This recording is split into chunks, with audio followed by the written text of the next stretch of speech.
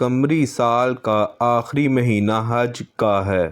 حضرت ابراہیم علیہ السلام کی سنت ہے، اس لیے حج کے دوران کیے جانے والے بعض ارکان کی نسبت حضرت ابراہیم علیہ السلام اور ان کے گھر والوں کے واقعات سے ہے۔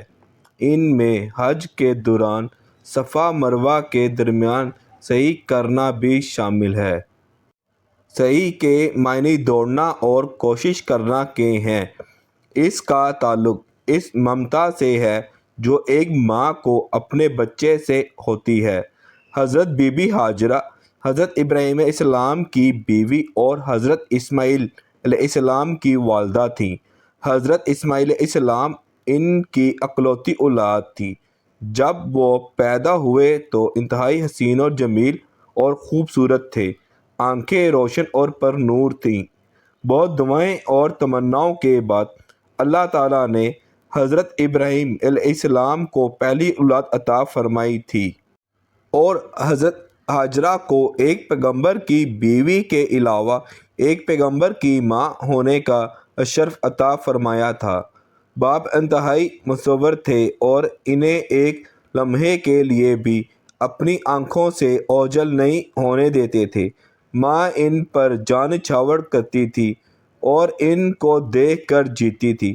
پیغمبر ہونے کی وجہ سے اللہ تعالیٰ نے حضرت ابراہیم علیہ السلام اور بی بی ہاجرہ کو ایک امتحان اور آزمائش سے گزارا۔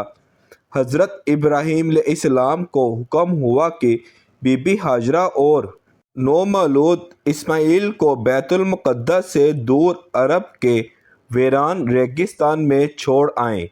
اللہ تعالیٰ کا حکم تھا، اس لیے ان کا ماننا اور اس پر عمل کرنا فرض تھا۔ انسان ہونے کے ناطے حضرت ابراہیم علیہ السلام کو دکھ ہوا، مگر اللہ کی رضا کے لیے اپنی خوشیاں قربان کرنا ہی انسان کا فرض ہے۔ اصل خوشی اللہ کو راضی رکھنا ہے۔ چنانچہ انہوں نے اپنے بیٹے اور بیوی کو ساتھ لیا۔ ماں بیٹے کو ایک الگ اونٹ پر سوار کروایا، خود دوسرے اونٹ پر بیٹھے اور نامعلوم مقام کی طرف روانہ ہو گئے۔ کئی روز تک سفر کرتے رہے، آخر لمبے سفر کے بعد ایک جگہ رک گئے۔ یہ ایک اجاڑ اور ویران ریگستان تھا۔ ماں اور بیٹے کو ایک محفوظ سی جگہ پر بٹھا دیا، خود کسی سوچ میں ڈوبے رہے۔ آخر حکم الہی کے مطابق کچھ دیر کے بعد بیوی بچے کو ریگستان میں تنہا چھوڑ کر وہاں سے واپس چلے آئے۔ یہ ریگستان کوہ صفا و مروہ کے قریب واقع تھا۔ جہاں تک نظر جاتی تھی نہ کوئی سایہ نہ کوئی درخت، دور دور تک پانی کا نام و نشان نہیں تھا۔ وہی جگہ ہے جہاں آج خانہ کعبہ ہے۔ حضرت ابراہیم علیہ السلام نے اپنے دل کی بات بی بی ہاجرہ کو نہیں بتائی تھی۔ وہ ننھے اسماعیل کو گود میں لیے حضرت ابراہیم علیہ السلام کی واپسی کا انتظار کرتی رہیں۔ جب کافی دیر ہو گئی اور حضرت ابراہیم علیہ السلام واپس نہیں آئے تو ان کو بڑی حیرانی ہوئی اور چہرے پر مایوسی اور پریشانی چھانے لگی۔ دن کا وقت تھا، سورج اپنی پوری آب و تاب سے چمک رہا تھا۔ ریگستان کی تپش اور سورج کی تیزی نے گرمی کو اور بڑھا دیا تھا۔ بی بی ہاجرہ کو پیاس نے ستایا تو انہیں حضرت اسماعیل علیہ السلام کی پیاس کی فکر ہوئی۔ حضرت اسماعیل علیہ السلام پیاس کی وجہ سے بہت بے چین ہو رہے تھے اور نڈال ہوئے جا رہے تھے۔ بی بی ہاجرہ اپنی پیاس کو تو کسی نہ کسی طرح برداشت کر رہی تھیں، لیکن ننھے بچے کا پیاس سے تڑپنا اور ایڑیاں رگڑنا ان کی برداشت سے باہر تھا۔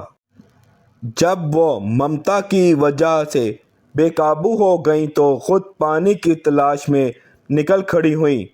ننھے بچے کو اس لوک و دوک صحرا میں تنہا چھوڑ کر جانا بھی ماں کو گوارا نہ تھا، اور بچے کے لیے پانی کی تلاش بھی ضروری تھی۔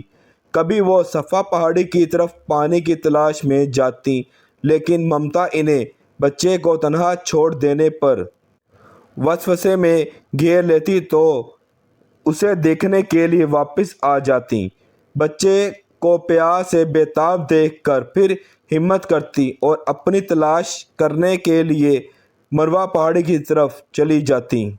بچے کی تنہائی کا خیال آتا تو بے چین ہو کر واپس آ جاتی۔ اس طرح بی بی ہاجرہ نے حضرت اسماعیل علیہ السلام کی پیاس بجھانے کی غرض سے پانی کی تلاش میں صفا مروہ کی پہاڑیوں کے درمیان 7 چکر لگائے، لیکن انہیں پانی کی تلاش میں کامیابی نہیں ہوئی۔ آخر ممتا کی بے تابی پر قدرت کو رحم آیا۔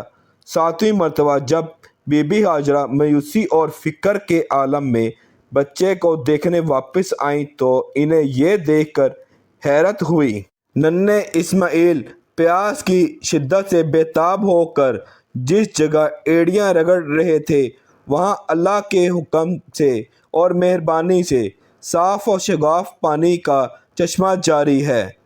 اس لوکدوک صحرا میں اتنا صاف اور میٹھا پانی پا کر ماں کا چہرہ خوشی سے چمک اٹھا اور ان کے دل کو قرار اور سکون مل گیا۔ انہوں نے اللہ تعالیٰ کا شکر ادا کیا، پہلے بچے کو پانی پلایا، جب ان کو قرار آیا اور ان کی پیاس بجھ گئی تو پھر خود بھی سیر ہو کر پانی پیا۔ بی بی ہاجرہ نے پانی کو پھیلنے سے روکنے کے لیے چاروں طرف مٹی اور پتھر لگا کر جمع کر دیے۔ یہ چشمہ آب زمزم کے نام سے آج تک جاری ہے۔ اس موقع پر بی بی ہاجرہ کو حضرت اسماعیل علیہ السلام کو نبوت سے سرفراز کیے جانے کی خوشخبری دی گئی۔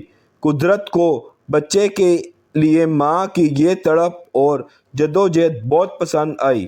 اللہ تعالیٰ کی طرف سے ماں کی اس ممتا کا اعتراف اس طرح کیا گیا کہ اللہ تعالیٰ نے اپنے گھر خانہ کعبہ کے طواف کے ساتھ ساتھ صفا مروہ کے درمیان سعی یعنی 7 چکر لگانے کو حج کے ارکان میں شامل کیا اور حضرت ہاجرہ کی روایت کو ہمیشہ کے لیے زندہ رکھا۔ حضرت اسماعیل علیہ السلام کی ایڑیاں رگڑنے سے جو پانی جاری ہوا اسے پاکیزگی عطا کی گئی اور آب زمزم پینے اور اس کا احترام کرنے کو رکن ثواب اور وجہ فیض قرار دیا۔